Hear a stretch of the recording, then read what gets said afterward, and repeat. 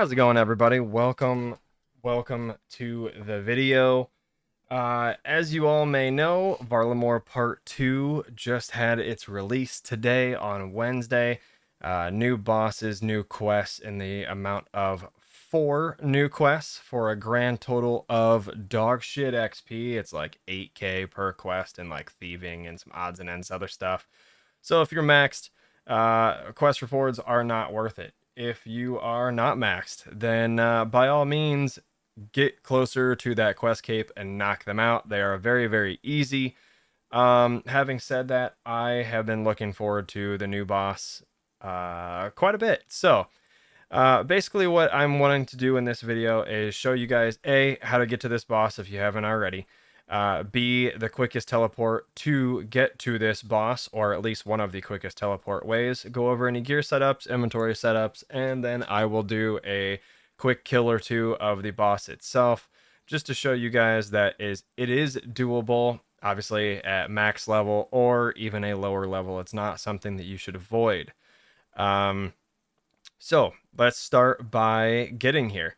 I am currently right over here at the Twilight Temple, just south of this little dungeon here.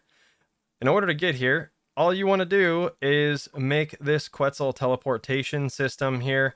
Quetzal feeds some limestone bricks and some odds and ends other shit. It's super easy. It's actually recommended in one of the quest guides anyway. So once you get this unlocked, you're going to fly here with your perfected Quetzal whistle or to the Hunter's Guild, then here. Doesn't really matter.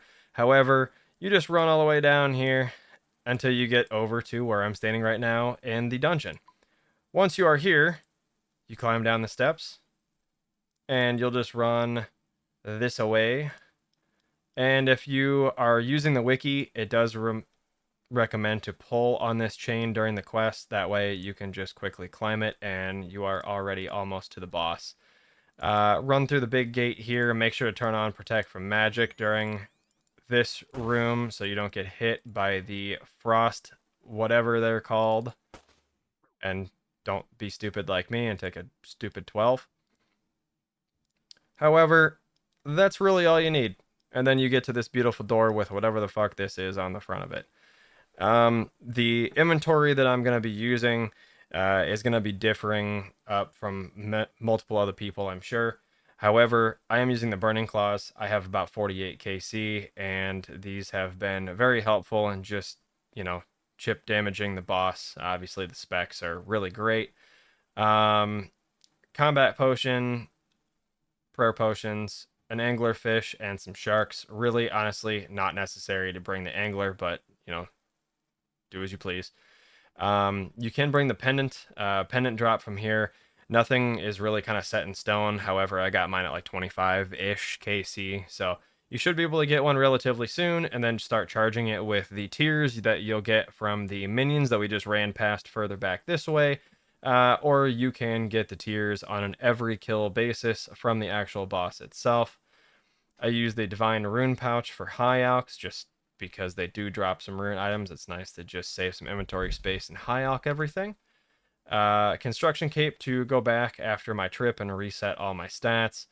Obviously, perfected Quetzal Whistle to teleportation, and I'm still experimenting here, but I bring the Holy Wrench just because my prayer bonus is only 11 and it is ass.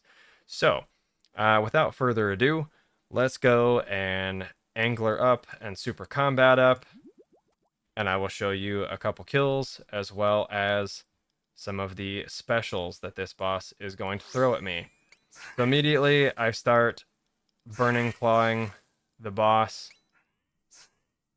Switch the Soul Reaper axe. Obviously you don't have to use the Soul Reaper axe, but I do. It's been pretty quick kills for me.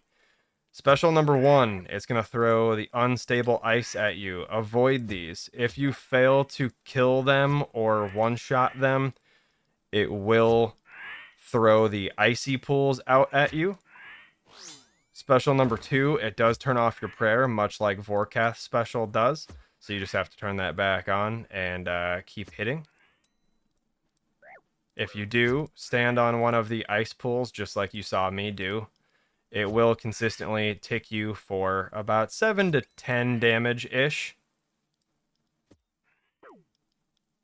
I definitely didn't want to do that again. However, another set of specials, but it's already dead. Frozen Tears, Blessed Bone Shards, and Nature Runes is my first drop from this kill. I will do another one. That way you can kind of see both specials again in action. However, like I said earlier, this is a really easy boss. You don't necessarily need to avoid this boss if you're a low level. There's actually no reason to.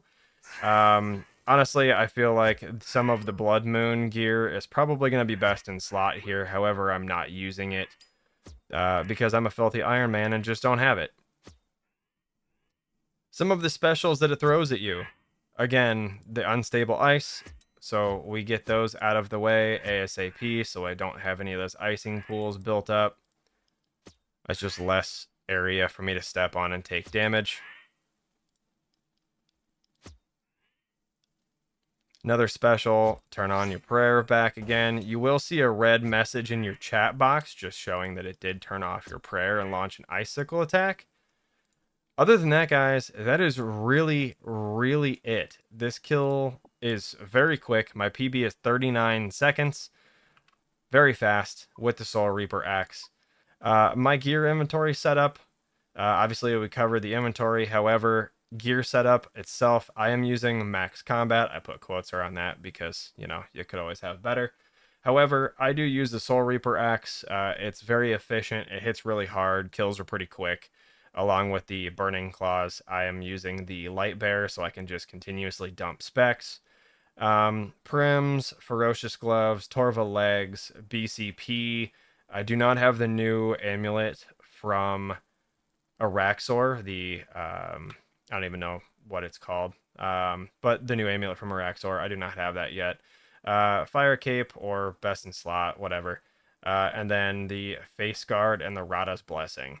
That is really honestly it, guys. It is super easy. Let me know in the comments below what your gear setup and inventory setup looks like. Obviously, I've only done about 50 kills. So I am still learning how to do this boss the most efficient way. However, in 50 kills, I have been very, very spooned. I don't obviously know any of the drop rates for any of these outside of the Frozen Tears or just in every drop. Very curious to see what time or what my kills will look like when I do pull the pet. But if you do pull a pet or any of the other drops, let me know in the comments what case siege you get them on. I'm very curious.